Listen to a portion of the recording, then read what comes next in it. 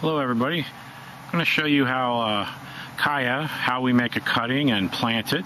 Very simple. And we'll take some Chaya leaves and boil them up and show you how they can be eaten like spinach. Okay, so first of all, what I do is I use kind of green stems like this. This is kind of what I'm looking for, something that's got a long green stem, a lot of shoots coming off, and it's not too thick.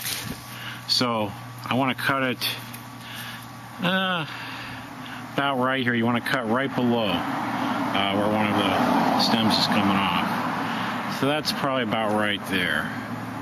I could go down here too. I think I'll go down here just a little deeper. And I'm going to cut. Oops, sorry, I'm using my left hand, so it's a little harder. And it's going to make it difficult. Alright, here we go. So now I got this.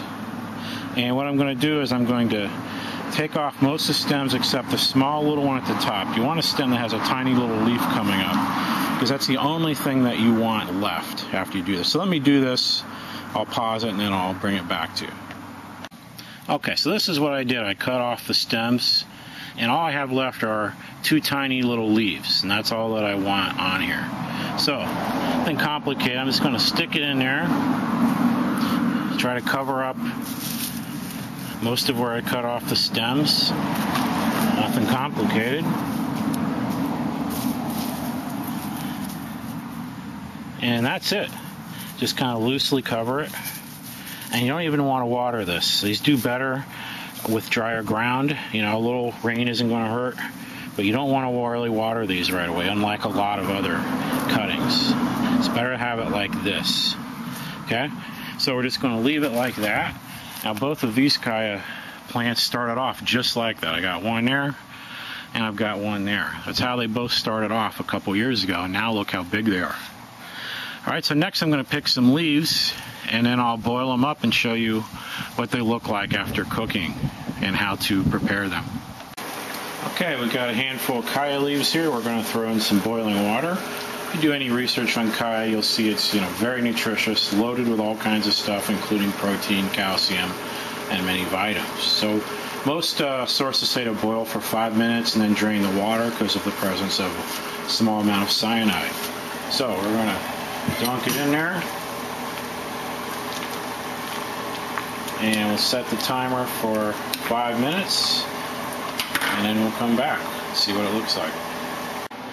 Okay, we're back. After a little over 5 minutes of boiling, I just put them in a strainer here, and this is what you get. It holds pretty well. It doesn't shrink up into little nothings, as you can see. Still looks like a leaf. Now, what do these taste like? Well,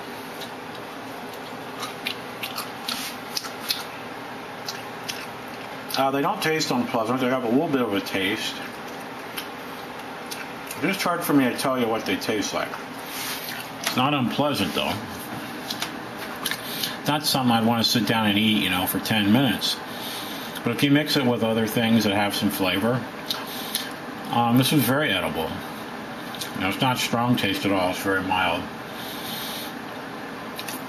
I was reading a lot of people use these to wrap meats in, fish or chicken or whatever. Just use it as a wrap, and that would be certainly a way to do it. Or just put into basic stews or whatever. It'd be a fine addition because it holds up. It's very firm, but it's not stringy or at all by any means. It's not slimy, really, not like spinach is. So, a lot of uses.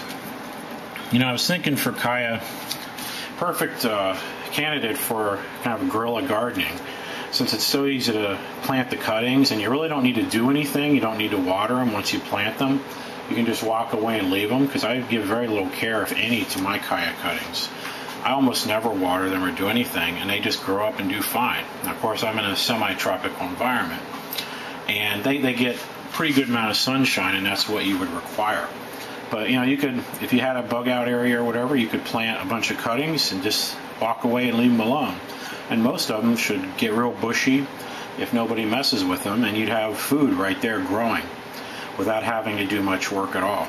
So anyway, this is Chaya, a great plant to use in Florida if you're a prepper, or just trying to garden and have food in the summer. that you don't have to do anything with. It does great in the hot, humid summers here, and it will survive through the winters unless you get real cold weather, in which case it might die back and then it'll resprout. That's what's happened, I think, the one time that I had a real severe cold winter. They came right back, so it was no problem. All right, if you have any questions, let me know.